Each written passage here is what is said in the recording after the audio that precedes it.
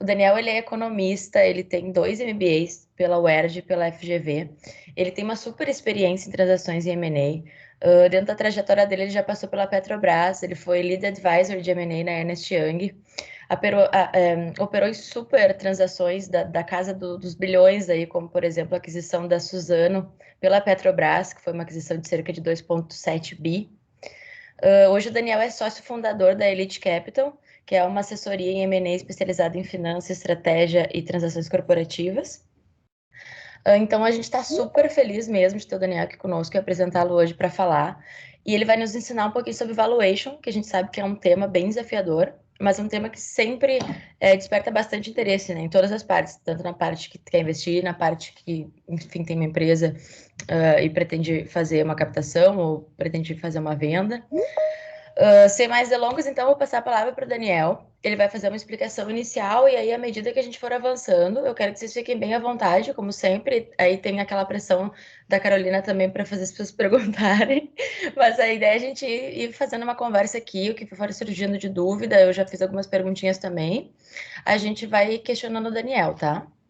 Então, Daniel, um super prazer Não, e te ter. eu só para dar um disclaimer, que eu já tô feliz que já entrou aquelas que a gente sempre escolhe, que eu acho que elas já entram sabendo, que é a Lu, a Cons, ó, já estão aí, já ficam preparando a pergunta, entendeu? Já sabem que são. Quando as pessoas não falam, a gente já chama elas numa livre democracia, entendeu? Preparadas já, meninas? Então, Daniel, a palavra é contigo. Seja muito bem-vindo. Muito obrigada pela presença. Bom, obrigado, meninas. Eu agradeço, né, pelo convite. Fico muito feliz em poder falar um pouquinho do meu trabalho e ajudar, né, as pessoas a entender um pouco melhor sobre avaliação de empresas. É um tema que tem muita gente que fala, tem muitas pessoas que realmente se interessam, mas também tem no mercado muita informação desencontrada, muitos conceitos equivocados, e mesmo por profissionais da área, que trabalham na área, às vezes confundem um pouco. Então, acho que é super válido esse alinhamento, né, e a gente poder falar um pouco sobre os conceitos corretos aí, e responder as perguntas de vocês também, né? Então, eu queria começar falando um pouquinho sobre o que é, como avaliamos empresas, né? E quais as metodologias, né?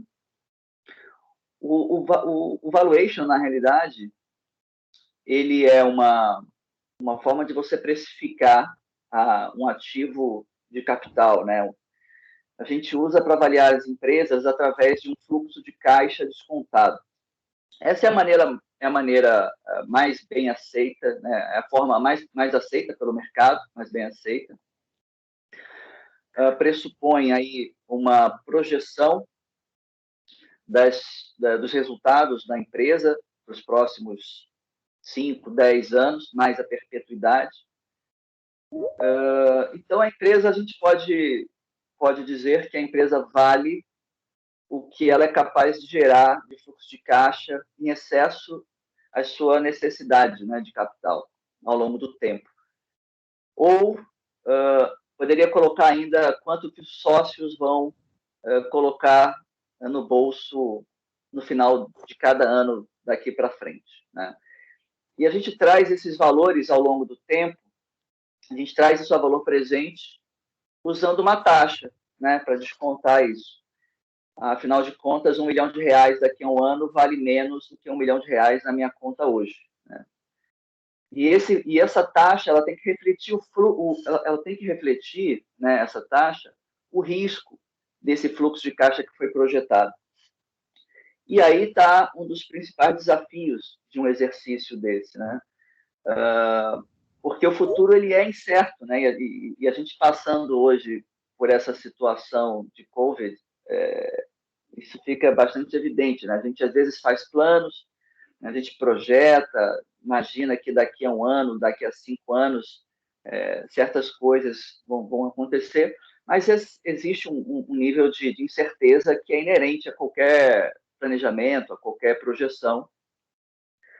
E essa taxa de desconto, que é o custo, né, ponderado do capital, ela tem que refletir o risco desse fluxo, para mais ou para menos, né? Se eu Essa questão de você ter uma taxa de desconto, um custo médio ponderado do capital, ela impacta muito na avaliação da empresa. Então, a gente tem que ter um cuidado também com isso e entender que o custo do capital de terceiros ele também é mais interessante e tem algumas coisas aí que às vezes surpreendem, né, alguns empresários, que é que o custo do capital de terceiros, né, a dívida, ela aumenta, em tese, ela aumenta o valor da empresa, porque ela tem um custo menor, né, do que o capital próprio. Usar o capital de terceiros não é o seu capital que está em risco, né, o de terceiros, então em tese, ele acaba tendo um custo menor. Então, esse é o conceito principal, né, do valuation. Eu mencionei que existem alguns conceitos que, às vezes, as pessoas fazem alguma confusão, que é o caso, por exemplo, dos múltiplos, né? Muitas pessoas usam múltiplos para avaliar as empresas, múltiplos de EBITDA, múltiplos de receita, né? Quando, na realidade, você não avalia uma empresa usando os múltiplos. Na realidade, você usa os múltiplos, você calcula os múltiplos como resultado da avaliação, não? Você faz uma avaliação por fluxo de caixa descontado e calcula quais seriam os múltiplos. E usa esses múltiplos, sim, para efeito de comparação com outras empresas do setor, listadas em bolsa, por exemplo, né, comparáveis. Você usa os múltiplos também para comparar com transações recentes, né, transações que ocorreram entre empresas no mesmo setor. E com isso você tem aí um instrumento, né, um parâmetro, né, que seriam esses múltiplos, para fazer comparações.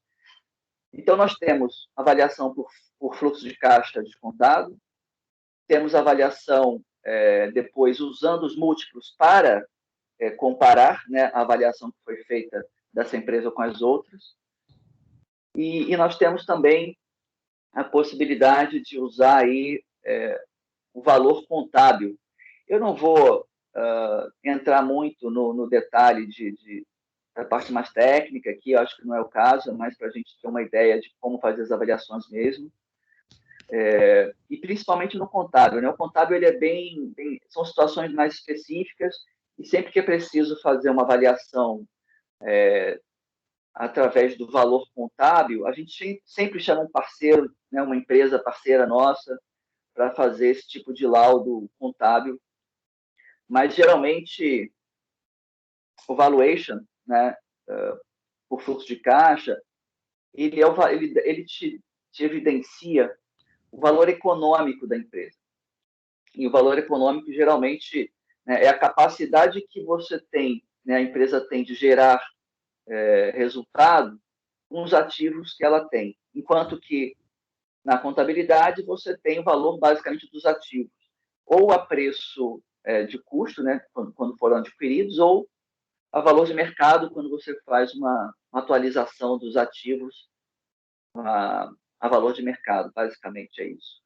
Então, valor econômico e valor contábil. Para startups, já entrando um pouco mais aqui no tema, digamos assim, né, específico das startups, eu até vou deixar depois aqui para quem tiver interesse o link do nosso website, que tem uma parte de artigos que eu publiquei relacionados principalmente, né, a fusões, aquisições e valuation, tá? Respondendo algumas questões principais sobre valuation. Fazendo uma breve interrupção, Daniel, super recomendo, gente, já andei olhando, já li alguns artigos, material muito bom, vale muito a pena mesmo. Obrigado, Gabriela. E são artigos relativamente curtos, né, e depois eu criei também o canal da Elite Capital no YouTube, que é Elite Capital YouTube, né, .com/C/Elite Capital, que inclusive tem um vídeo que nós fizemos, uma demonstração de como avaliar startups, né? Tem um vídeo nosso lá só falando de valuation de startups. Então, nós sabemos que as startups elas passam por estágios, né, distintos. Você tem também metodologias que talvez sejam mais apropriadas dependendo do estágio, né, que a startup se encontra. Mas, a grosso modo, o exercício de fazer um fluxo de caixa, projetar, né, um fluxo de caixa, né, fazer esse valuation, ele geralmente ele é usado, né? Então, eu começaria dizendo que quando a empresa está no estágio muito inicial ainda, que eventualmente não tem nem receita ainda, está desenvolvendo uma tecnologia, né? Está desenvolvendo o MVP, enfim. Eu vejo alguns casos em que o valuation ele fica muito atrelado ao valor do investimento necessário para viabilizar a startup. Então, por exemplo, se a startup faz um cálculo, né, ela estima que vai precisar de R$1 milhão para viabilizar o projeto, desenvolver o software, etc. Geralmente, esse valor ele fica em troca de uma participação. Então, o investidor ele faz essa alocação de R$1 milhão e fica com um percentual, né, pequeno da empresa que precisa ser bem negociado, né, porque certamente haverá novas rodadas, né?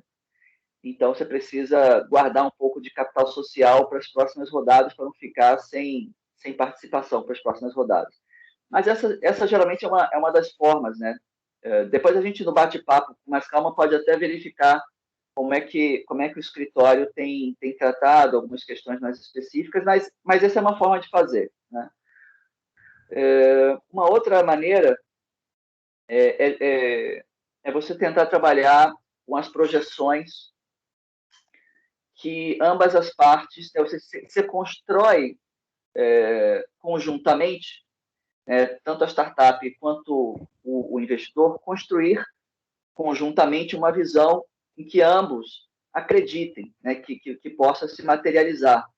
Então, enfim, as partes fazem a projeção de receita, por exemplo, de que é possível gerar uma receita de 1 milhão no primeiro ano, 2 milhões no segundo ano, e assim sucessivamente para todas as variáveis principais da empresa.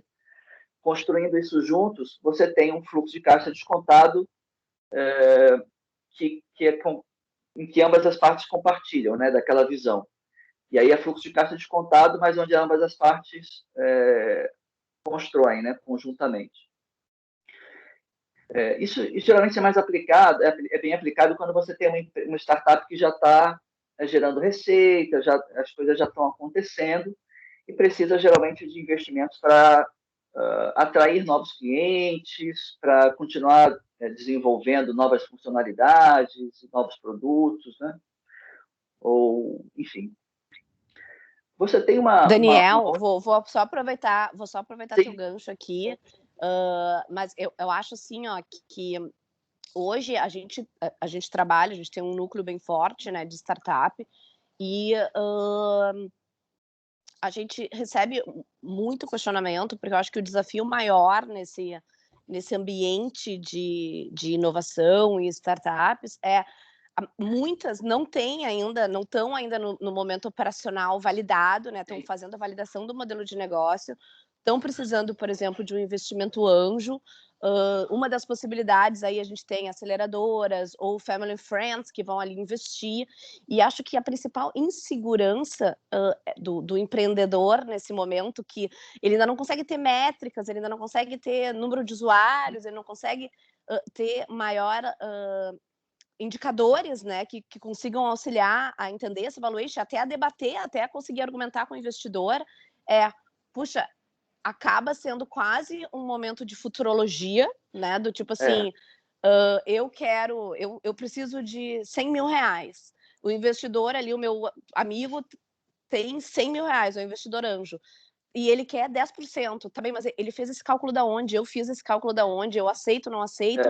E aí, algumas vezes, né, a gente acaba entendendo, e tem horas que a gente consegue metrificar, mas tem horas que acaba sendo uma questão de necessidade, né, e de timing. Então depende também bastante de, assim, o que a startup precisa, quem é que tem é quase uma oferta e procura em um momento de time, né? Porque o equity também ele é muito importante, né? O fundador não tirar esse equity dele também é muito importante pelo futuro, né? Porque senão um empreendedor, que não detenha, ou um grupo de empreendedores, fundadores, né, que detenham pouco equity, o investidor que numa outra rodada entra, ele já pensa, bah, o cara está desestimulado, o cara já nem é quase dono da empresa, né? Então, eu acho que também é legal a gente tratar um pouquinho, ou falar um pouquinho disso, ou tipo, alguns índices, eu me lembro que a gente uma vez conversou sobre penetração no mercado, né? O quanto a startup consegue naquele produto sanador, o quanto tem uma oportunidade. Acho que é legal tu comentar sobre isso também, porque acho que o pessoal aqui, eles estão, a maioria, assim, vai estar ou no early stage, né, ou ainda pré-operacional, ou no recém-operacional com o modelo validado, sabe? Então, eu acho que é importante eles enxergarem para frente, mas acho que tem muita dúvida em torno dessa área cinzenta quase, né, da área quase que de futurologia, assim.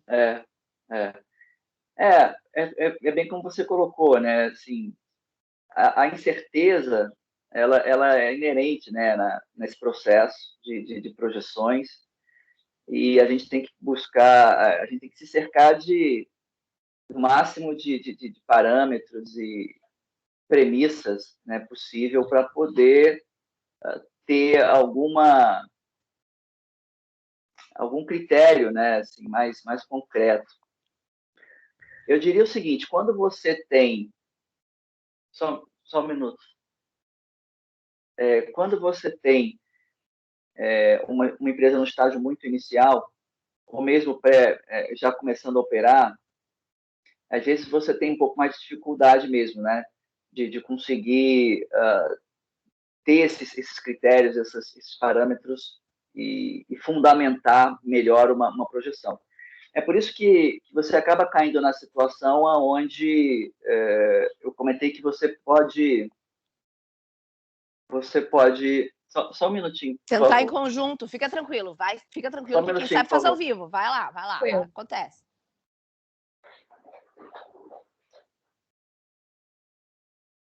Filhos, Não, eu família. sei, um tá dormindo e a outra tá ali no sofá, por isso que nós estamos aqui num ambiente bem quieto, entendeu? Então, você acaba caindo numa situação onde, assim, você precisa de 150 mil para fazer o projeto, né, para viabilizar aquele desenvolvimento. E você acaba casando essa necessidade com a disponibilidade de capital de algum amigo, de algum familiar ou de algum sócio, né, um anjo investidor, que enfim, é uma coisa que a gente vê bastante mesmo no mercado. Então, o investidor acredita no potencial daquele projeto e na competência do empreendedor, entende que é um capital que pode virar pó, digamos assim, ele pode perder aquele capital se o negócio não der certo, mas se der certo, por outro lado, também ele acaba tendo um bom retorno. Tem que só, de novo, tomar um cuidado com a participação, né, que você está cedendo, para não ficar sem capital social ao longo do caminho para as próximas rodadas, né? Eu ia entrar justamente, né, na próxima maneira de avaliar, e acho que você foi certeira, Carolina, que é justamente o que a gente chama de addressable market, né? Ou seja, qual que é o mercado endereçável. Isso geralmente ele é mais usado para empresas já em operação, e porque você já tem um pouco mais de informações, você já entende um pouco melhor a dinâmica daquele mercado que ela está atuando, a empresa já tem receita, já tem usuários, clientes, e aí você tem um pouco mais de condições, digamos assim, de implantar essa metodologia que é do addressable market. Então, você pressupõe o seguinte: olha, o mercado ele é deste tamanho, você estima o tamanho do mercado, o tamanho total, né? E aí o que a gente tem visto, né, a nossa experiência aqui, as empresas ou as startups, né, elas tentam definir o addressable market o maior possível, né?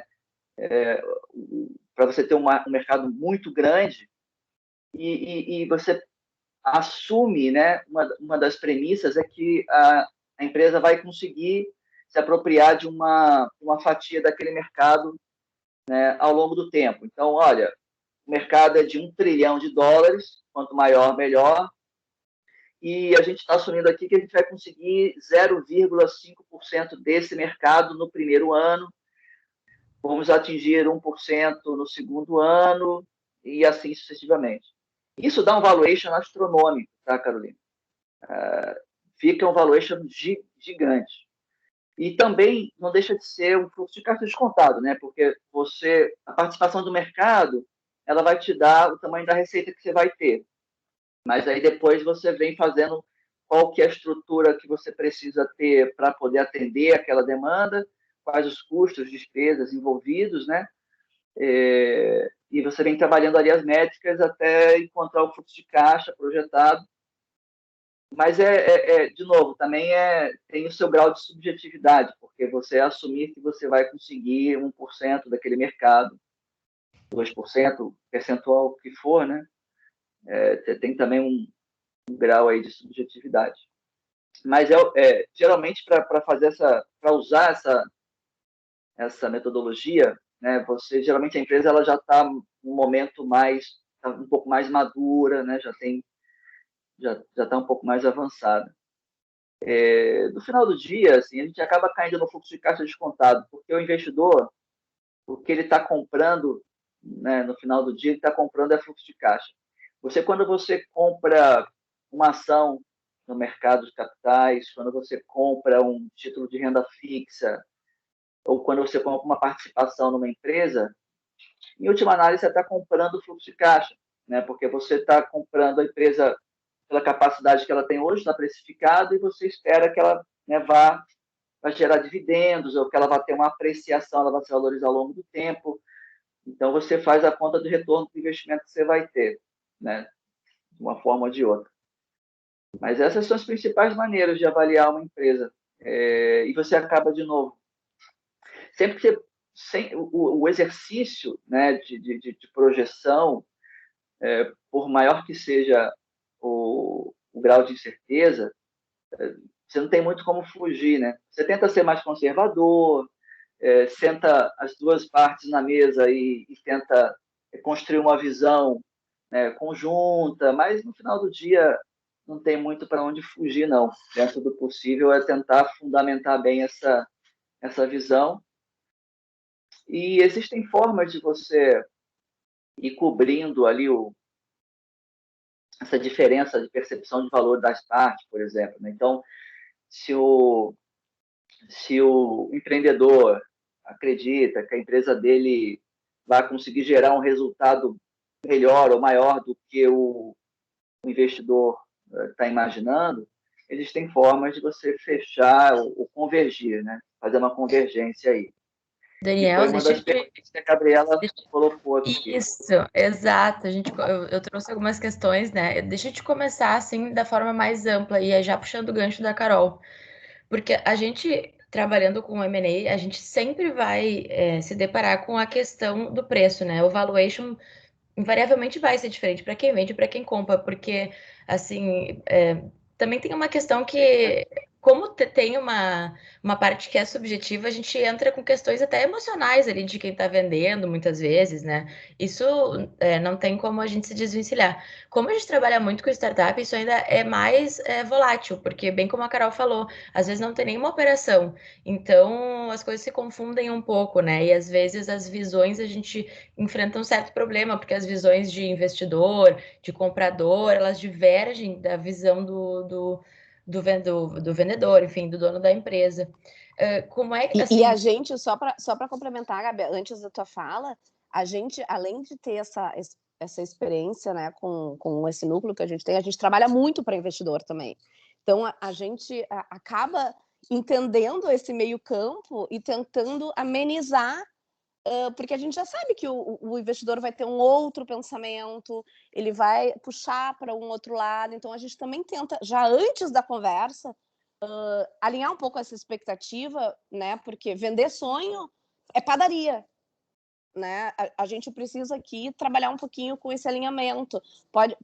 Fala, Gabi, desculpa a interrupção, mas Não, é bem para... e a minha pergunta é bem nesse sentido, assim, eu queria que tu nos contasse um pouco, assim, da tua prática, né?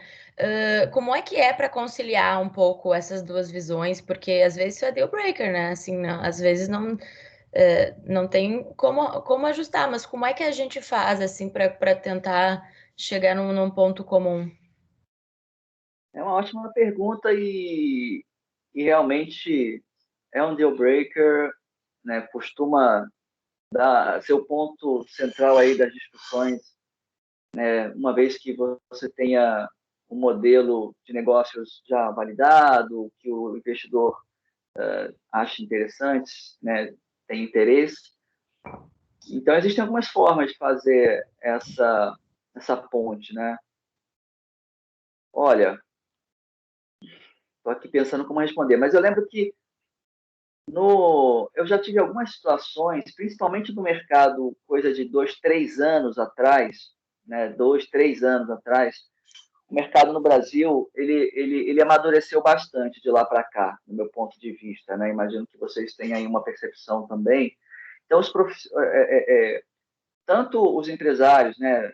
Pessoas que estão desenvolvendo esses projetos, startups, eles estão mais atentos, têm mais histórico do que tem acontecido, quanto os próprios investidores também estão entendendo um pouco melhor a dinâmica das startups e desse tipo de investimento. E tem muita empresa, né, já bem estabelecida no mercado, grandes, que estão olhando e investindo, criando fundos de corporate venture especificamente para, né, esse tipo de negócio.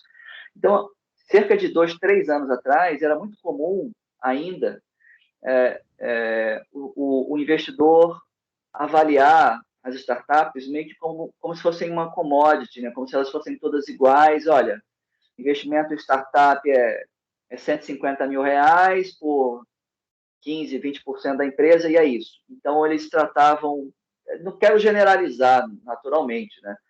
Mas isso acontecia bastante e você tinha aí uma situação onde as startups eram tratadas como se elas fossem todas iguais, como se elas tivessem um potencial né, igual, uma mesma possibilidade de crescimento, enfim. Isso dificultava muito as negociações. Mas acho que o mercado amadureceu e hoje a gente já entende que cada startup, em tese, tem o seu potencial, está numa fase específica, né, uma fase diferente. A menos que, assim, nessa fase mais inicial mesmo, que é investimento anjo, ainda é um pouco mais difícil você fugir desse tipo de avaliação, né? Onde você tem lá um investimento menor, mas para viabilizar, enfim, em troca de um percentual mais, né, fixo. Agora, uma ferramenta, né, que é muito usada é o earnout, né? Acho que vocês devem estar bem familiarizados, né? Escritórios são bem familiarizados com essa Bem forma de trabalhar. Daniel, antes só da gente entrar no earnout, acho que temos uma pergunta do Lourenço, que está com a mãozinha levantada. Quer fazer Vamos uma lá. pergunta? Oi, bom dia. Tudo bom? Bom dia. Bom dia. Tudo bom? Bom dia, Daniel. Primeiro, meus parabéns. Essa explicação inicial, explanação, excelente. Eu sou administrador e tenho um MBA em Finanças Empresariais na FGV. Então, claro, tivemos uma cadeira de valuation e a tua forma de explicação foi muito clara, simples e objetiva, porque às vezes as pessoas criam um monstro, né, quando é simples. Mas aproveitando a tua excelente didática, eu queria voltar um pouquinho, porque tem pessoas aqui, a maioria é advogados, tem pessoas que têm as suas startups, mas tem outro background que não seja administração, Então, eu gostaria que tu explicasse o que seria um fluxo de caixa descontado e essa projeção futura de 5, 10 anos, quando tu fala um múltiplo, eu imagino que seja o valor que chegou no futuro em cima daquele resultado inicial, né? Eu tenho, por exemplo, em inglês o EBITDA de 100 ou 1.000, e daí no futuro eu vou chegar, vamos supor, a 100 mil, e esse seria o múltiplos, correto? Eu queria que tu explicasse esse fluxo de descontado e o múltiplo só para as pessoas conseguirem, né, materializar melhor essa tua excelente explicação. Obrigado pela pergunta, Lourenço. Acho que é ótimo. Na realidade, essa confusão de conceito com relação à avaliação por múltiplo é muito comum, né? E a avaliação ela é realmente por fluxo de caixa e a gente calcula o múltiplo, né, como resultado da avaliação que foi feita pelo fluxo de caixa descontado, né? Então, o seu ponto está perfeito. Eu também estudei na FGV, né? O meu MBA foi em Finanças Corporativas, na GV também, então é bom ter um colega aí na sala para dar uma ajuda. Eu levei 20 anos para chegar nesse grau de simplificação das coisas, então não foi muito de um dia para a noite, não. Isso realmente, né, requer um tempo aí. Vamos lá, o fluxo de caixa descontado, ele pressupõe quanto que a empresa, qual a capacidade da empresa em gerar um resultado, né, um fluxo de caixa, um lucro, né? Eu não colocaria lucro porque o conceito vai um pouquinho além, mas quanto que ela vai deixar no caixa da empresa ou no bolso do acionista depois de honrar os seus compromissos, né? Toda a parte operacional, toda a parte de investimentos, né? Quanto é que vai sobrar? Então, o fluxo de caixa ele é calculado dessa forma, né? Desde da receita bruta, enfim, até descontando lá toda a parte operacional, né? Toda a necessidade de capital para a parte operacional, custos, despesas, etc. E a parte de investimentos também, né? Então, e dívida, né? Ainda tem a parte da dívida também. Tem que pagar a dívida também, para chegar até o acionista, né? Quanto que o acionista vai colocar no bolso. É assim que a gente calcula basicamente o fluxo de caixa, tá? Geração de caixa em excesso às necessidades da empresa ao longo do tempo. Não sei se eu respondi, mas de qualquer forma, na sequência, a gente vai ter a oportunidade de complementar também a resposta, fazer novas perguntas. Eu queria voltar então para a parte de earnout. O earnout ele funciona muito bem. Não sei se a Gabriela quer complementar, apontar alguma coisa. Então, obrigada pela explicação, é bem bom mesmo esse ponto do Lourenço, porque a gente realmente tem, né, bastante dificuldade de entender os conceitos, assim, é tudo muito, assim, muito inicial, assim, obrigada, Daniel. Mas, e falando de, assim, equivaluation é realmente muito intrigante, né, porque se a gente for, assim, às vezes a gente acha também que, e às vezes eu acho que talvez aqui o pessoal que está começando com uma startup fique um pouco apreensiva porque quer respostas exatas, né? Mas não, assim, é uma área acho que é difícil dar uma resposta muito exata e conclusiva. Agora a gente teve uma operação aqui no mercado gigantesca que a Hering está sendo adquirida, né? A Arezzo fez um valuation, ela ofereceu 2,1 bi. Ela foi comprada pela Soma por 5,1 bi. Então, assim, e são gigantes, né? E a gente está falando de uma diferença gigante. Sim. Então, é muito complexo. Olha, esse seu ponto é excelente e eu acho que me dá a oportunidade de dar uma resposta que, se você não tivesse feito essa pergunta, eu talvez não tivesse feito, teria possibilidade. Mas qual que é o principal motivo, né? Por que você faz uma transação, né, dessa, né? O principal motivo é a sinergia, né? O principal motivo é quando você junta as duas operações, as duas empresas, você tem um resultado superior como se elas estivessem trabalhando, né, de forma independente. Né? E essa sinergia, ela depende muito das partes envolvidas. Né? A sinergia, né, da Soma resultante, né, que pode ser capturada, né, resultante da soma com a Hering, ela possivelmente é diferente da sinergia que seria possivelmente captada, né, entre a Hering e a Arezzo, por exemplo, né? Então, eu acho que grande parte dessa diferença deve ser justamente o cálculo das sinergias que foram feitas, né, os cálculos que foram feitos em relação a isso. Então, só para exemplificar, você tem sinergias administrativas, sinergias operacionais, enfim, quando você junta duas empresas, você não precisa, em tese, de dois departamentos financeiros, né?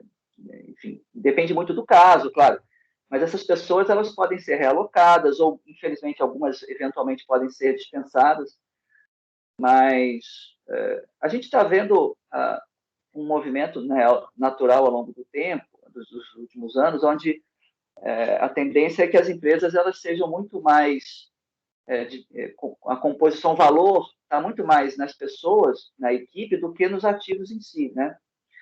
Que é o que geralmente dá a diferença do valor econômico para o valor contábil. O valor contábil pega muito o valor dos ativos. Então, se você compra uma empresa pensando em mandar a equipe embora, você pode estar dando um tiro no pé, né? Quer dizer, tem muita empresa que tem um cuidado muito grande, né, durante um processo de aquisição, de garantir que as pessoas que estão na empresa adquirida permaneçam. Porque o risco, às vezes, desse tipo de operação é que essa informação vaze ou tem algum tipo de fofoca, por assim dizer, no popular, e os bons colaboradores, eles saiam pelo elevador e você perdeu grande parte do valor, né, que seria captado ali. Tá? Então, para colocar a diferença, o porquê dessas diferenças, geralmente é isso. Tá? Geralmente é essa energia ou a expectativa, né, do comprador com relação àquele negócio. Né? De repente, a Arezzo não tem uma visão como a da Soma. A Soma, de repente, tem uma visão, ela enxerga o mercado, a tendência, de uma maneira diferente do que a Arezzo enxerga. Né? Então, ela tem essa questão. Tá? Não, excelente, excelente. Acho que o Lourenço está com a mão. Posso fazer um parênteses, gente? Bom dia. O que eu li sobre esse caso e que eu acho que faz sentido é que o Grupo Soma já tinha em know-how boa parte do que estava projetado para a Hering necessitar aportar para a sua digitalização. Então, talvez o Grupo Arezzo não tivesse, né, e precisasse investir essa diferença e, por isso, um valuation mais baixo, considerando que o Soma já tinha essa inteligência, né, para ele compensava adquirir aquilo ali, adquirir a companhia a um valor mais alto. Não sei, estou supondo, mas acredito que faça algum sentido frente ao que o Daniel acabou de falar, né? Acho que total, Lu, é bem isso, né, Daniel? A sinergia, eu vi esse ponto também, ele tinha um valor bem expressivo e deve ser uma dentre tantas, né, que eles devem ter visto ali que enfim, faziam sentido. Lourenço, quer falar? Mesmo. É exatamente isso mesmo. Oi. Prometo que é a última intervenção. É que só para não perder o gancho dessa aula aí do Daniel, eu quero trazer aqui ao mundo da Lu, por exemplo, e que eu conheço, mas a própria Papaias, assim, que é o seguinte, antes disso, até responder para a Gabi, ajudando o Daniel, quando a Gabi fez aquela pergunta, tem o valuation, tem sentimento. Gabi, em finanças, nesse mundo, não existe sentimentos, existem números. Então, para trazer um exemplo claro disso, pegando o exemplo da Lu, por exemplo, aproveito e mando um abraço para o Fernando. O que o Daniel, eu não sei se a Lu e o Fernando já conseguiram montar um valuation e tal, pensar no raciocínio, né? Mas o Daniel deu a deixa, é pegar o mercado de joias, ver quanto gera o mercado de joias no Brasil ou no mundo. Nisso tu vai chegar que tu vai ter, sei lá, 0,001% desse mercado, que vai chegar no número, nesse número vai ser o teu fluxo de caixa descontado, que tu vai projetar para o futuro e depois trazer para o presente por uma taxa. Certo, Daniel? Essa é uma das maneiras de fazer, que é pelo addressable market, né, que é o mercado endereçável, que justamente tem essa abordagem.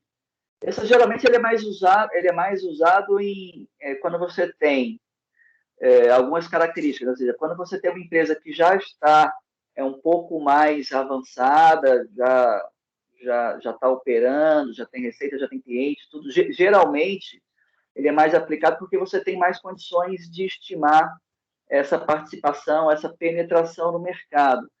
E também ele é mais usado quando a empresa ela tem uma proposta mais disruptiva de fato, que vai fazer com que ela realmente consiga ganhar mercado.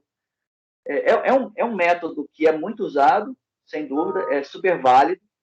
E quando você está na ponta vendedora, né, enquanto empreendedor, se você consegue fundamentar bem essa tese, você provavelmente vai ter um valuation maior, né?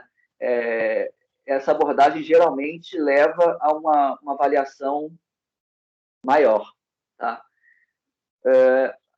Eu queria tocar também no ponto da cultura, né, Gabriela, que você você pontuou, e eu acho que o Lourenço também, que assim, a nossa cultura, né, no Brasil, ela realmente, assim, você vê um apego muito grande, por um lado, assim, dos empresários, de novo, sem querer generalizar, mas eu vejo bastante, isso leva a uma expectativa, né, de valor grande. Isso talvez se dê também, em parte, pelo desconhecimento sobre como avaliar a própria empresa. Às vezes há aí uma confusão, vamos colocar assim, né? Às vezes o empresário, como ele construiu a empresa ao longo do tempo, do zero, ele tem realmente um apego, né, um pouco maior e ele já fez muitos investimentos ao longo do tempo.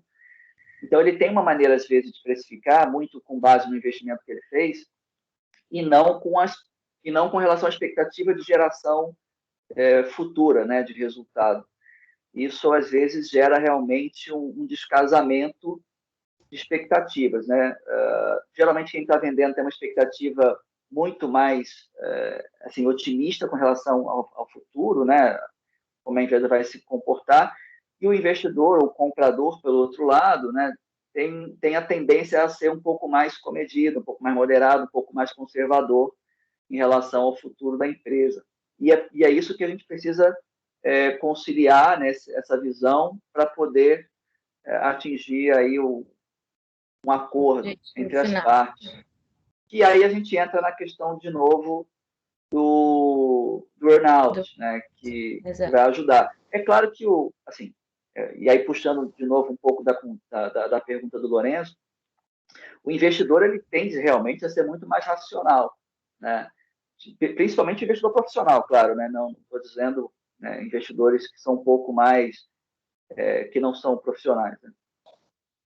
Daniel, então, primeiro, obrigada acho que tu complementou bem o que eu quis dizer com a ideia do sentimento, né? Bem isso, assim, a gente tem uma expectativa talvez cultural mesmo enfim, de não, né, de se apegar um pouco a coisas que talvez não sejam tão matemáticas. Perfeito. Entrando no earnout, eu só queria que tu desse assim, tipo, super rápido, mas só para as pessoas entenderem o que é o earnout, que eu, assim, como, né, eu não sei se o pessoal todo aqui sabe, mas claro. É um mecanismo bem legal, principalmente para quem está vendendo, mas só para dar assim, uma situada no pessoal. Tá ótimo. É um conceito realmente bastante específico, né, de transações. O earnout pressupõe que o sócio, né, o empresário que está na frente da empresa, ele vai ser remunerado, em parte, pelo resultado que ele for capaz de gerar, né, para os próximos anos. Então, você tem uma avaliação da empresa, as partes resolvem, e qualquer diferença que você tenha, você pode resolver através desse mecanismo de earnout. Então, o sócio, ele fica, vamos dizer, no primeiro ano, assim, caso ele atinja determinadas métricas, né, metas, ele vai ter um bônus, né, digamos assim. No segundo ano, a mesma coisa. Poxa, no segundo ano ele também atingiu, então ele tem um bônus ali. E com isso você consegue fechar essa distância de expectativas, né? Porque se o investidor entende que a empresa vai gerar R$ 1 milhão de EBITDA no final de 2022 e o empresário entende que ele vai gerar, acredita que ele vai gerar um milhão e meio, 500 mil a mais, não tem problema. A gente faz 1 milhão hoje, precifica por 1 milhão, e daqui a um ano a gente apura esse resultado. Se atingir 1 milhão e meio, esses 500 mil a mais realmente tem ali um bônus em cima dessa métrica, né? É basicamente isso. O earnout ele tem duração, pela minha experiência, pelo que eu já vi, ele tem duração de 2, 3 anos, geralmente esse mecanismo de earnout. E ele ajuda bastante a compor uma visão em comum, né, para que as partes consigam fechar uma transação aí. O Daniel, complementando aí também, eu gosto muito de trabalhar com earnout, muito, e eu acho incrível, assim, acho que o mundo do M&A, ele é incrível porque ele não é rotulado, né, ele não é assim, nós vamos fazer uma fórmula de evaluation e nós vamos te pagar assim. Não, é exatamente, o earnout para mim, ele simplifica e ele traduz de uma maneira que é exatamente essa. Eu acho que a minha empresa vale 10. Não, olha só, eu acho que ela vale 6. Não, mas eu não vou vender. Para não fazer o negócio, né? Para não impedir o negócio de acontecer, é quase assim, beleza, tu acredita que tu vai entrar nos 10? Tá bom. Então, assim, ó, vamos fazer por 6, que é a nossa opinião, que a gente concorda, que no mínimo ela vale isso. E esses 4 de diferença, vamos colocar que daqui a 1, 2, até 3 anos tu chega nesse resultado, eu te dou essa diferença. Né? Assim, eu faço isso que tu tá querendo negociar agora, eu não acredito agora. Mas se tu me provar que eu também quero, né? O que o investidor mais quer, claro, que chegue no dos 20. Mas assim, ele talvez agora não visualize isso. Então, essa é uma maneira de, querendo ou não, né? Tu não tirar a negociação da mesa, mas tu ao mesmo tempo também deixar o empreendedor com aquele tesão de deixa eu fazer acontecer, porque eu tô vendo que tem uma possibilidade lá na frente. Então, eu gosto muito do earnout nas duas visões. Também. Tanto na visão do investidor, que não perde o negócio, e para ele é muito melhor que o cara esteja entusiasmado, com brilho no olho, né? Com aquela coisa assim, agora eu vou fazer, virar, isso aqui não vai mais ser 10, vai ser 12, para esfregar na cara. Né? Então, assim, o ódio alimenta essa competitividade dentro do negócio. E também o empreendedor que não se sente desvalorizado, né? Porque às vezes tem isso. Acho que acabou cortando aqui, desculpa, uma ligação. Mas acho que assim, a visão financeira, ela é pura do lado do investidor, né? E a gente tem ali uma visão de meu sonho do lado do empreendedor. E isso não é tão fácil tu compor, né, o peso que tem um sonho. E eu ainda vou entrar também, se a gente tiver tempo para falar, que eu acho que é aquele investidor que visualiza não só o negócio, mas o jockey, né, que ele valora o empreendedor, a capacidade do empreendedor de ser apaixonado pelo negócio, de tocar o negócio e de, além disso, às vezes, quando a gente pega grupos que estão adquirindo empresas, o quanto aquele empreendedor vai fazer diferença no meu negócio, né? No meu negócio como investidor, assim, aí a gente falando um pouquinho mais de venture capital no sentido da empresa mesmo fazer aquisição, né? Tô olhando aquela cara ali porque não só aquela startup vai sanar minha dor, mas esse cara vindo como executivo, essa mulher vindo como executiva, ela lança meu negócio lá para cima também, é aquela posição que eu também estou esperando, né? Sem dúvida, você está perfeito. Aliás, assim, principalmente para os investidores financeiros, fundos de venture capital, private equity, são basicamente unânimes, né? Se você perguntar para eles qual o principal fator, né, de sucesso que você avalia quando você vai fazer um investimento, todos eles são basicamente unânimes em afirmar que é o investidor, é o empresário, é a pessoa que está entrando e estão apostando na pessoa. E isso é crítico, assim, para o investidor, principalmente investidor financeiro, profissional mesmo, os fundos. Isso já vi muitas vezes essa resposta aí.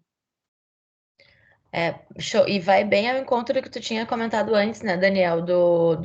Além, isso a gente vê muito nas startups, assim, que a Carol falou, é essencial. A gente vê todo dia, né, Carol? Essa aposta no jockey, mas, assim, até nos grandes deals, assim, né, que tu tinha comentado que cada vez mais a importância da equipe, das pessoas que estão ali dentro, que é um ativo que cada vez mais está sendo valorado. Eu tenho outra pergunta para te fazer antes, as Constância e Luciana, por favor, já vão se preparando aí para as próximas, mas eu tenho mais uma pergunta para te fazer, que eu tenho, assim, uma dúvida. Quando a gente fala de pandemia, tá? Quando a gente fala de Covid, e a gente vinha vindo num valuation, numa estratégia, assim, pelo menos da minha percepção, bastante agressiva de valuation de startup em estágio inicial, ou ainda, né, não sedimentada para o valuation que pelos valuations que estavam aparecendo, assim. Tu acha que com a pandemia, o que vem de mudança nesse sentido? Vem mudança ou não mudou muito? Ou talvez era um pouco mais cauteloso, um pezinho no freio? O que tu sentiu, assim? Olha, eu diria o seguinte, nós vínhamos num processo de digitalização muito grande, né, da economia, né, das empresas, um processo de transformação digital bastante forte. E essa situação provocou uma aceleração muito grande, né, porque aí virou uma questão de vida ou morte, basicamente, né? Então, houve realmente uma aceleração muito grande nesse processo de transformação digital. E o que eu vejo é que as empresas que estão mais baseadas em tecnologia, elas acabaram, de certa forma, se beneficiando, né? Algumas realmente cresceram assim, muito, né? De forma exponencial. O mundo passa por um momento também de muita liquidez, principalmente na Europa e nos Estados Unidos, você vê, mas no mundo inteiro, né? Os bancos centrais, no mundo inteiro, fazendo injeção de capital na economia, né, programas para salvar, né, digamos, as suas economias, e isso, de fato, injeta muito capital. Então, você tem um mercado que tem muita liquidez, tem muito capital disponível a um custo bem baixo, né? Você pegar a taxa de juros no Brasil, agora ela começa a escalar novamente, mas nunca foi tão baixa, né? Nos Estados Unidos, né, também próximo de zero ali, zero. Então, você tem bastante capital disponível para esse tipo de investimento, principalmente em empresas com base tecnológica, né, empresas com inovação e tecnologia. Você tem também, então, né, nesse ambiente que foi provocado, essa situação que foi provocada pelo Covid, muitos negócios acontecendo, né? O número de fusões, aquisições e investimento no primeiro momento, né, nos primeiros 2, 3 meses, ele foi reduzido, né? Mas depois ele voltou com força total. Recordes, inclusive, de fusões, aquisições. Então, principalmente na área de tecnologia, né?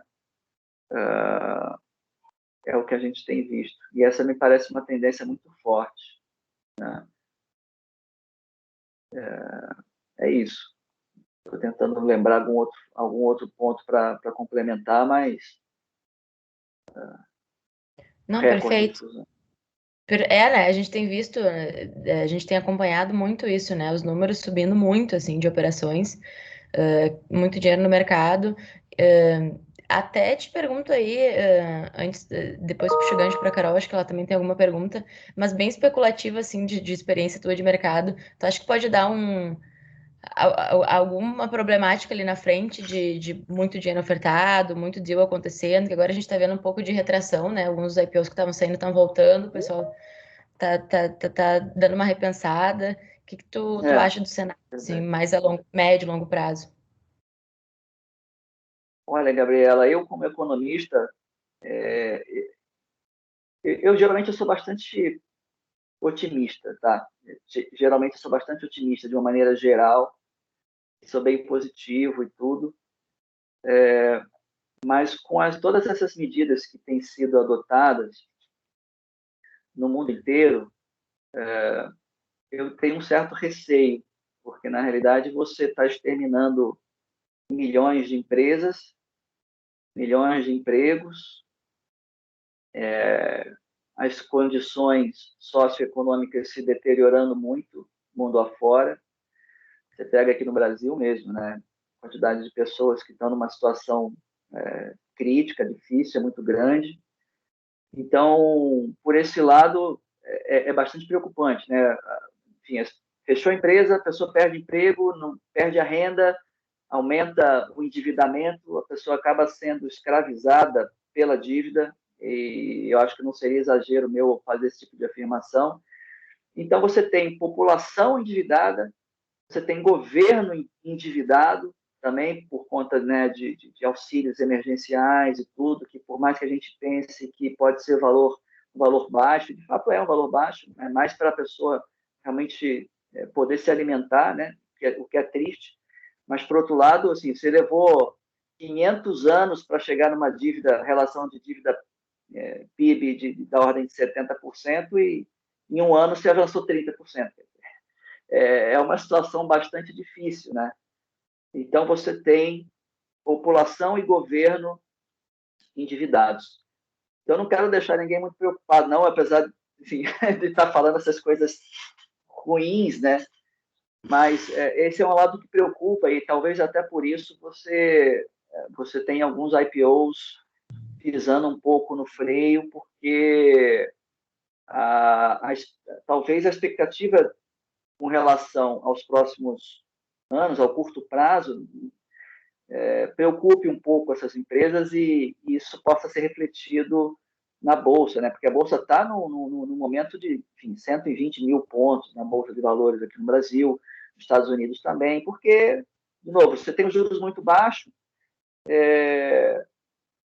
muito capital na economia circulando, né? Então, se você deixar seu dinheiro no banco, você está sendo descapitalizado. O IGPM no Brasil foi mais de 30% nos últimos 12 meses, quer dizer, você vai deixar seu dinheiro no banco, uma renda fixa, rendendo, sendo descapitalizado em 20, 30, mais de 30% sendo descapitalizado, seu poder de compra em um ano, né? A grosso modo é isso. Então, as pessoas acabam correndo muito para a Bolsa de Valores, né, para tentar melhorar essa rentabilidade, esse retorno, né, dos investimentos. Isso acaba, possivelmente, inflando, né, o mercado. Você tem, de novo, todo mundo investindo, muito capital, todo mundo dinheiro na Bolsa, a Bolsa está lá em 120 mil pontos, já lá em cima. Então, acho que esse cenário acaba segurando um pouco o tipo de investimento, né, em IPOs, né, abertura de capital em bolsa, isso tudo. Mas como tem muito capital, né, disponível também para investimento em startups e tudo, você vê também um certo desespero, às vezes, até por parte dos investidores, investindo em negócios bastante absurdos, né, até eu diria, assim, umas coisas muito loucas. Isso, às vezes, em algum momento, isso cessa. Você pega grandes empresas, né? Enfim, WeWork, enfim, uma série de empresas que, nossa, né, negócio que nunca entrou na minha cabeça, né? Uma empresa que queima bilhões de reais em caixa, valer tanto dinheiro assim, né? Mas é por conta muito dessa corrida pelo addressable market, né? Ele tem um mercado que ele define que é gigantesco, que ele vai conseguir atingir aquela participação naquele mercado, que o investimento necessário para atingir aquela participação é gigantesco. Então, os primeiros investidores, os maiores, que vão colocando dinheiro, capital, para financiar aquele crescimento mais rápido possível, para que aquela empresa ela consiga nadar sozinha naquele mercado, naquele oceano azul, sem muitos concorrentes. Só que isso fica uma coisa insustentável ao longo do tempo, né? Porque os primeiros vão saindo, às vezes, e depois isso não consegue se sustentar e desaba. Tem alguns exemplos disso, né? Então, o mercado ele acaba se ajustando, né, com esse tipo de investimento, tá? Mas, assim, tem muita oportunidade boa, tem muita empresa realmente fazendo um trabalho incrível de inovação, né, de tecnologia, em diversas áreas e tem bastante capital disponível, né? O número de startups no Brasil explodiu. Você tem relatórios falando sobre fintechs, relatórios estrangeiros falando sobre mercado de fintechs no Brasil, por exemplo, né? Então, tem muita coisa boa acontecendo, né? Então, esse é o lado positivo, tentando trazer de volta aí. Ótimo. Maravilha. A gente tem visto um movimento também bem legal, né, Carol, das empresas. Eu acho que isso é muito importante, assim, e acho que aí só tende a aumentar de empresas grandes e já tradicionais olhando para isso com mais carinho, assim, querendo investir, querendo entender a startup, querendo investir, querendo fazer talvez até um venture capital. E, assim, acho que isso é uma coisa que a pandemia também trouxe, né? Forçou um pouco essa movimentação. A gente tem que mudar, tem que digitalizar, tem que transformar. Então, esse é meu movimento preferido. Esse é o meu movimento preferido, assim, sabe? Porque eu acho que as empresas tradicionais conseguiram entender que não tem como fugir da transformação digital, né? E não é só uma transformação digital. Eu acho que elas conseguiram entender que as startups são empresas prestadoras de serviço inovadoras. Elas não são marcianos, nem alienígenas que a gente não consegue conversar. E eu acho que ainda tem um gap de distância entre a diretoria e o conselho de administração das empresas mais tradicionais, mais conservadoras, entenderem que eles conseguem, por exemplo, ter um corporate venture, né, dentro de casa, focado no negócio deles e não só participar, por exemplo, em fundos, construindo com a tese do fundo. E hoje em dia a gente já vê um movimento muito grande das empresas construindo fundos próprios, né, com teses focadas no seu negócio e buscando então aí as startups que sanem essas dores específicas, porque às vezes não é, por exemplo, a gente tem às vezes questionamento de empresas que perguntam, mas qual startup que atua na indústria? Às vezes não é só uma questão de atuar na indústria, atuar no core business, mas são processos dentro das empresas que as startups conseguem sanar a dor, conseguem diminuir tempo, conseguem diminuir custo e que impactam no resultado da companhia. Então, eu acho que hoje está abrindo o olhar dessas empresas para esse tipo de negócio, né? Está desmistificando o corporate venture, vamos dizer assim.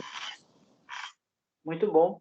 É um ótimo tema, assim, né? O corporate venture, ele traz uma série de benefícios para o mercado, para a empresa também. Eu acho muito positivo. É uma forma realmente da empresa se manter atualizada sobre o que está acontecendo. É uma forma de fomentar, incentivar novos negócios, né, novas iniciativas relacionadas ao seu próprio negócio. É uma forma de adquirir competências, novas competências, né, para a empresa, né, através dessas startups. E também é uma forma de manter, eu diria, o próprio negócio, né? Quer dizer, porque em última instância existe, dependendo da empresa, existe um risco dela ser engolida por uma startup, literalmente, né? É claro que essas empresas que estão consolidadas no mercado, elas têm todo o mérito, né, de terem alcançado essa posição, não é à toa, é por muita competência, muita gestão, né, boa gestão e tudo, mas ela precisa estar atenta, né, a novos modelos de negócio, a novas formas de fazer as coisas acontecerem, de atender os clientes. É verdade, é para se tornar um diferencial competitivo, inclusive, né? Eu entrei no mudo aqui sem querer, não sei porquê. Mas tudo bem. Então, o Corporate Venture ele tem esse lado muito positivo. Acho que ajuda muito as startups e as startups ajudam muito as empresas. Mas eu acho que esse movimento ele começou muito também com né, vamos dizer, cerca de 2 para 3 anos atrás. A coisa vem evoluindo, né, naturalmente. Algumas já começaram há mais tempo, outras são mais recentes. Mas eu acho que começou um pouco com essa visão, falar, olha, eu acho que a gente precisa estar acompanhando mais de perto e até em último nível, poxa, evitar de ser surpreendido por uma startup que vai engolir a gente, como a gente já viu ao longo da história algumas vezes isso acontecer. Né? tem isso, mas é muito positivo esse movimento de corporate venture. Excelente. Pessoal, vou abrir aqui para perguntas. Alguém tem alguma pergunta? Carol, tem mais alguma pergunta? Quer coagir alguém a perguntar? Eu vou deixar as PSSers perguntar. Cons, Lu, tô contando com vocês aí. A Cons também se identificou já, eu acho, principalmente na tua fala ali do inicial, né, Cons? Ó, surgiu aqui, bora lá. Oi, pessoal, bom dia agora. Daniel, muito obrigada pela aula, foi muito bom. E, sim, me identifiquei bastante com a fala da Carol, aquela inicial, e até vou trazer um pouquinho mais disso agora de novo, assim, trazendo um pouco o caso da Papaias, né? Daniel, a Papaias é uma empresa de vale alimentação sustentável, então a gente tem tanto um braço B2B, B2C, enfim, e a gente se identifica muito nessa questão de mensurar o valuation, né? Porque hoje a gente teve, né? A gente começou no final de 2019, de lá até aqui a gente teve um crescimento super grande, tanto em base de usuários quanto em valor que a gente que a gente transaciona, né? A gente já transacionou mais de 1 milhão aí para o mercado local, tá com mais de 3 mil usuários, enfim, tá com um crescimento bem legal, tá com uma base bem legal, mas a monetização ainda é muito pouca, né? Isso a gente também reestruturando o modelo de negócio, enfim, e também os diferentes focos que a gente teve nesse período, também em questão da pandemia, enfim. Agora, recentemente, a gente passou num processo de aceleração que vai ter um investimento inicial, é um investimento baixo ainda, e ele é equity free. Então, também vem uma questão, assim, de como a gente usa esse investimento inicial que a gente teve agora, como é que seria isso para os próximos, assim, a gente usa essa base, como é que é, assim, tendo em vista que ele é sem equity, né? Então, acho que é mais essa questão que a gente está nesse momento, assim. Qual que é a atividade de vocês, Constância? Desculpa, eu não entendi muito bem. A nossa startup, no caso, que a gente é um vale alimentação, então, como esses vales de alimentação, tipo Sodexo, assim, né, então que a empresa nos contrata e a gente, né, fornece o vale para os trabalhadores e a gente também é um meio de pagamento.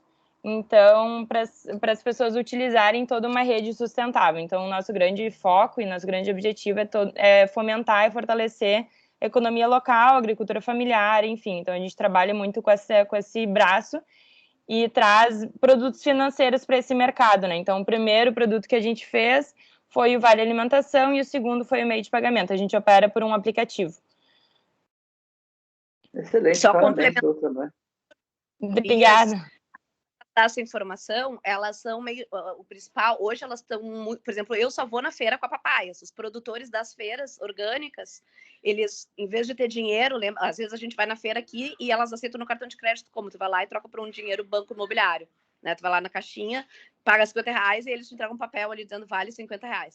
E a Papaya vem para sanar um pouquinho dessa dor, né? Então, assim, eu faço hoje, quando eu vou na feira, eu faço os pagamentos todos no aplicativo da Papaias e os feirantes têm ali o QR Code. Então, eu tiro a foto do QR Code via aplicativo da Papaias e pago direto. Pá! O cara já tá feliz da vida. Eu sou usuária, tá? Por isso que eu super dou isso. Isso, legal. E até agora também a gente vê muito uma economia circular, né? Então, também fomentando muito essa rede, o produtor recebendo o dinheiro, né, da Papaias no aplicativo dele, ele também poder comprar dessa própria rede, restaurantes, né, recebendo pagamentos com Papaias e depois indo comprar na feira também, né, direto do agricultor familiar. Então, a gente toda essa economia local, né, pautada também na agricultura familiar, né? É muito interessante o conceito, né? Qual seria o diferencial da Papaias, né, em relação aos outros players maiores que estão estabelecidos e tal, de meio de pagamento? Só para entender Sim, a gente no Vale Alimentação, a gente tem né, diversos diferenciais, assim, a gente tenta se tirar bastante, por mais que eu tenha usado, né, o exemplo, a gente tenta tirar bastante da caixinha dos vales de alimentação convencional, porque a Papaias a gente vê muito como um benefício extra, que as empresas acabam, né, fornecendo a Papaias como, além desse vale convencional, um benefício destinado à alimentação mais saudável, sustentável, enfim, ou como benefício também, ou como um benefício alternativo. Então, dando a possibilidade também, né, dentro do valor que a empresa oferece em Vale Alimentação, dando essa possibilidade do colaborador poder escolher o quanto ele quer em cada um. A gente tem outros serviços, né, que a gente agrega ao nosso Vale Alimentação, a gente é da área da saúde também, né, então de atividade de educação alimentar e nutricional, consulta com nutricionista, então dependendo do plano de adesão, a gente entrega outros né, produtos para as empresas também. Então é todo esse diferencial focado na saúde, né, porque com Vale Convencional as pessoas não conseguem acessar diretamente a agricultura familiar, né, com Vale Convencional acaba acessando, né, basicamente grandes redes do mercado, assim. Entendi. Muito bacana, muito bacana.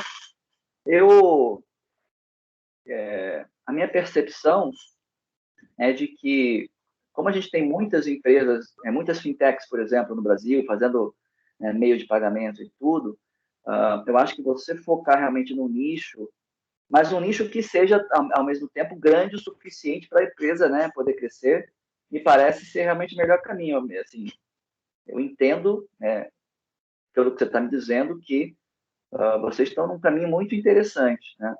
Com inovação, desculpa, com inovação e, ao mesmo tempo, atendendo com propósito, né? Bacana. Acho que é uma questão que passou a ser mais do que nunca fundamental aí, né? Você tem um propósito bacana. Parabéns. Vocês receberam um investimento, mas não teve equity, não teve participação em troca, pelo que eu entendi. Como é que foi feita essa avaliação? Porque você vai precisar manter uma avaliação sua, do negócio, para as próximas rodadas, digamos assim, até mesmo para vocês poderem tomar as melhores decisões, né? Entender como é que as suas decisões impactam no valor da empresa, como é que a sua decisão impacta no fluxo de caixa, na geração, né, de valor. Então, é uma coisa. Eu costumo colocar até que o valuation ele é uma ferramenta de gestão do valor da empresa, porque você começa a avaliar como que as suas decisões elas impactam o valor da empresa. Se as suas decisões elas estão gerando valor, ou se estão destruindo o valor da empresa. E isso tem que ter realmente um cuidado com relação a essa questão. Então, teria que entender bem como é que foi feita a avaliação da empresa, mesmo que não tenha ocorrido, né, uma contrapartida de participação, e ver se você consegue manter uma avaliação coerente, tudo, né, daqui para frente, para você estar com o valor sempre atualizado e para você entender o melhor momento de fazer outra rodada. Por exemplo, poxa, com essa projeção que eu tenho, se eu conseguir segurar mais um ano, poxa, a minha empresa vai estar valendo 40% mais daqui a um ano. Então, em vez de eu fazer hoje, né, essa rodada, se eu esperar um ano, poxa, pode ser muito mais interessante, né, em termos de Não, troca. total. Esse investimento que a gente vai ter agora foi de um programa, então a gente se inscreveu no edital e acabou passando, então foi por isso que a gente não precisou mensurar um valor fixo, e daí era do edital, né, do programa ser equity free mesmo. Qual que é o Então acho que justamente é o CID, de Minas Gerais. Legal, parabéns, senhor. Obrigada. Então essa é a dificuldade justamente, né, porque aí vem um valor né, que é um valor fixo, aí é o equity free, como é que a gente usa, né, esse para uma Ele é próxima? relativamente baixo. Ele é relativamente baixo, né, Constância? Ele é até R$80 mil. Tá. Eu não usaria isso de base para o seu valuation, porque não foi feita uma avaliação, né? Isso é mais como se fosse um prêmio, enfim, é um programa. Isso, a empresa não foi avaliada, né? Em termos de valuation, que eu quero dizer, né? Foi avaliada o modelo de negócios e tudo, mas o valor não foi mensurado, não foi estimado. Então, eu não usaria esse valor do aporte aí, né? Quer dizer, do aporte, do bônus, né? Desse prêmio que você ganhou para avaliação. Tá, boa. Obrigada. Nada. Maravilha. Obrigada, Daniel. A Papai, nossa menina dos olhos, está com a gente. Estamos juntos desde do início da Papais do PSS, né, meninas? Muito legal. Nossa primeira startup, Daniel. Não use esse valor como parâmetro para outras rodadas, porque ele provavelmente ele é muito baixo e vai jogar o valor da empresa lá para baixo. Então, bom, gente, estamos chegando próximos das 10. Temos mais alguma pergunta? Senão a gente já vai se encaminhando para o encerramento. Não? Bom, então a Carol, por favor, Daniel, fica à vontade. Só colocando aqui de novo, pontuando, a gente tem um dos artigos que eu escrevi foi justamente sobre valuation, fechando o gap, né?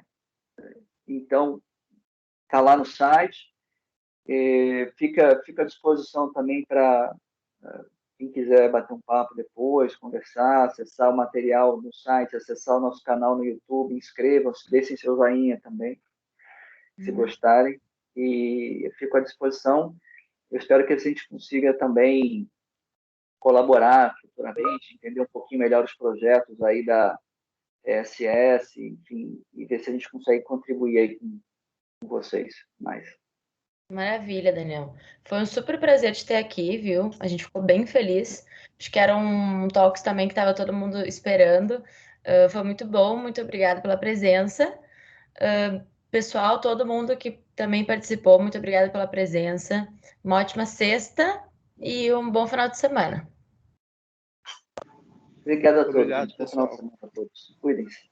Tchau, obrigada, Daniel. Foi ótimo. Tchau, tchau. Obrigadão. Obrigado.